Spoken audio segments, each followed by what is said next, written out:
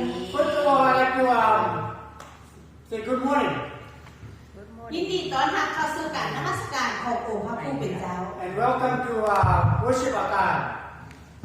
ขอเชิญพี่น้องลุกยืนขึ้นเราจะมาร้องเพลงร่วมกัน Please stand up if you are able to and we will sing and praise the Lord.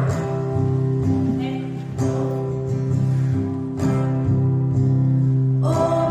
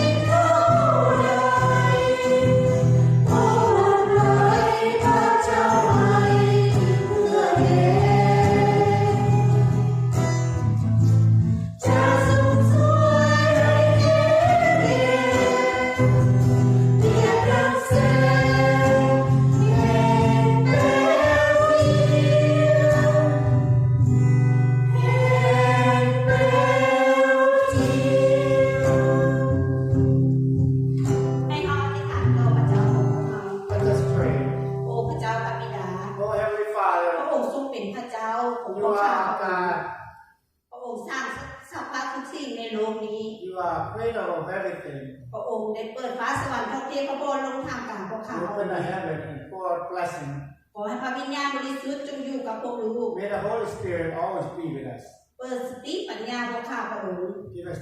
knowledge, wisdom. ให้ความหักซึ่งกันและกัน Give us love towards one another. ให้พวกลูกมีใจของล้นในการนมัสการของพระผู้เป็น Let us เจ้า always have a heart and willing to serve you. ขอบคุณสำหรับวันนี้ Give thanks for today ที่พระองค์ได้ให้โอกาสพวกลูกเข้ามานมัสการพระองค์เจ้า that you have given us this opportunity to come and worship ในพระวิหารอันศักดิ์สิทธิ์ขององค์พระผู้เป็นเจ้า in this church.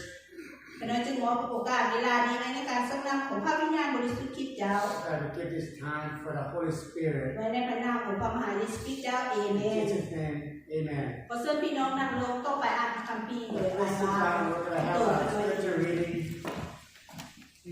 And English is going to be by Bob Kupi.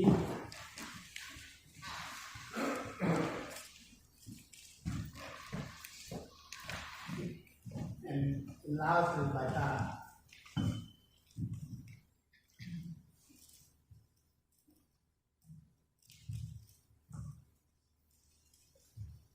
Deuteronomy 10:12, the call to love and obedience. And now, Israel, what does the Lord your God require of you? He requires only that you fear the Lord your God and live in a way that pleases Him and love Him and serve Him as all your heart and with all your soul.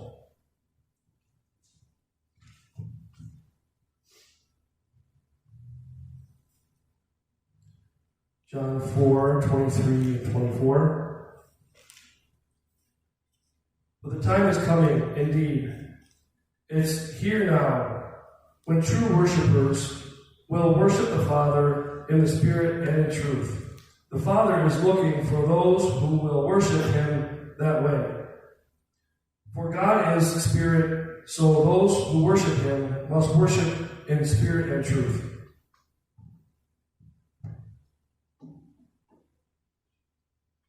Thank you, Bob. และถ้าผู้ใดมีพระคัมภีร์ขอให้เปิดไปในภาพบัญญัติ2ในบท10ข้อ12ในหัวข้อสิ่งที่พระเจ้าเรียกร้องต้องการบัดนี้ประชาชนอิสราเอลเอ๋ยจงฟังสิ่งที่องค์พระผู้เป็นเจ้าพระเจ้าของพวกเจ้าเรียกร้องต้องการจากพวกเจ้าคือจงนมัสการองค์พระผู้เป็นเจ้าพระเจ้าของพวกเจ้าและปฏิบัติทุกสิ่งที่พระองค์สั่งจงหักพระองค์และหักไซองค์พระผู้เป็นเจ้าพระเจ้าของพวกเจ้าด้วยสุดใจของพวกเจ้า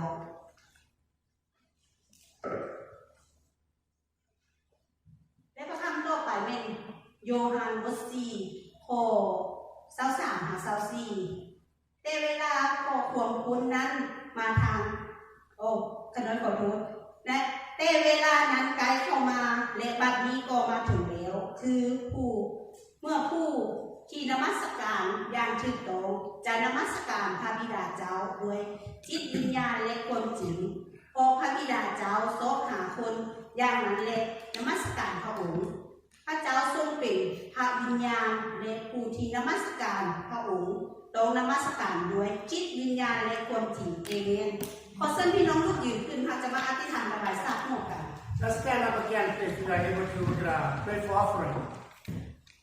ข้าเดชพระเจ้าพระบิดา Oh, Heavenly Father, ลูกโมทนาสรรเสริญและขอบคุณองค์พระผู้เป็นเจ้า give you praise and we thank you. ที่พระองค์ได้ให้พวกลูกได้มีชีวิตและลมหายใจ And you give us this new life. มีสติและปัญญาที่มาจากพระองค์ Wisdom and knowledge coming from you. มีเนื้อแห้งที่มาจากองค์พระผู้เป็นเจ้า And the strength coming from you. หน้าที่เวียกงานที่ดีที่พระองค์ได้มอบให้ And all the good job that we have that you have given us. และสิ่งที่ใหญ่ที่สุดเป็นพระองค์ได้มอบความรักให้พวกข้าพระองค์ And the highest and most of all is the love that you've given all of us. และพวกลูกได้มีทรัพย์สินมาถวายไว้ในข้างขององค์พระผู้เป็นเจ้า And we have this offering for you. ขอให้ทรัพย์สินนี้จงเกิดดอกออกผลในเวียกงานของพระองค์ May this offering prosper in your work. ขอการทรงโปรดนำของพระวิญญาณบริสุทธิ์ That the Holy Spirit จงอวยพรผู้ที่ถวาย Bless those who have offering. ให้ได้เพิ่นรับทุกสิ่งทุกอย่างในพระนามของพระเจ้าพระบิ May ดา they have received abundance from you. ขอน้อยจึงภาวนาอธิษฐานในพระนามของพระมหาดิสุกิจเจ้า And ดี we pray in your name, Jesus Christ, the Lord. Amen. เชิญพี่น้องนางลงต่อไปถวายเพลงพิเศษเลยด้วยด้านหน้าขอเชิญ Now we hear a special song from Don.